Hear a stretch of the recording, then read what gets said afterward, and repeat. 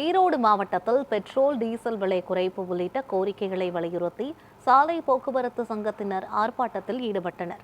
ஈரோடு மாவட்டத்தில் petrol, diesel மற்றும் எரிவாயு விலையை குறைக்க வேண்டும் உள்ளிட்ட பல்வேறு கோரிக்கைகளை வலியுறுத்தி தமிழ்நாடு சாலை போக்குவரத்து சங்கம் சார்பில் மாவட்ட ஆட்சியர் அலுவலகம் முன்பு ஆர்ப்பாட்டம் நடைபெற்றது.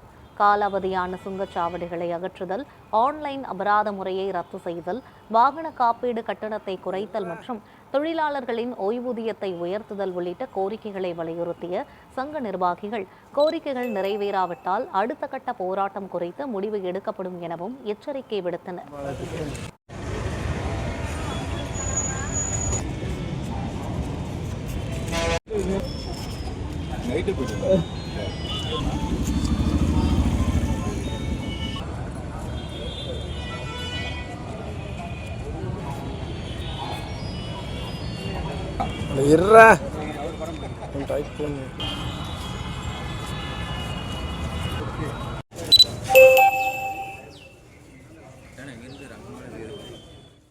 உயிர் மூச்சாக விளங்கக்கூடிய பெட்ரோல், டீசல், கேஸ் விலைகள் குறைக்கப்பட வேண்டும். சர்வதேச சந்தையில் கச்சா எண்ணெய் விலை குறைந்திருக்கிறது. அதற்கேற்ப இந்தியாவிலும் குறைக்கப்பட வேண்டும்.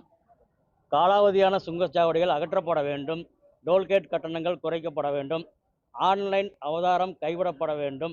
மேக்ஸி கேப் வாகனங்களுக்கு சீட் அடிப்படையில் பர்மிட் வழங்கப்பட வேண்டும்.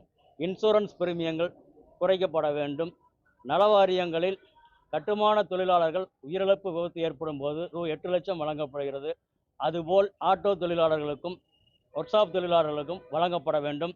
மாதாந்திர பென்ஷன் 1200 என்பதை 3000ஆக மாற்றி வழங்கப்பட வேண்டும் என்கின்ற கோரிக்கைகளை வலியுறுத்தி தமிழ்நாடு சாலை போக்குவரத்து சங்கம் சார்பில் தமிழகம் முழுவதும் இயக்கம் நடைபெற்று வருகிறது. அந்த வகையில் ஈரோட்டிலும் நடைபெறுகிறது. இப்படியாக எங்கள் சம்மேளனத்தினுடைய அகில இந்திய பொதுக்குழு வருகின்ற 30 பாட்னாவில் கூடுகிறது. இது அடுத்த முடிவுகளை அகில இந்திய அளவில் மேற்கொள்ளும். தமிழகம் முழுவதும் மோட்டார் வாகன தொழிலில் 50 லட்சம் பேர் ஈடுபட்டு வருகின்றனர்.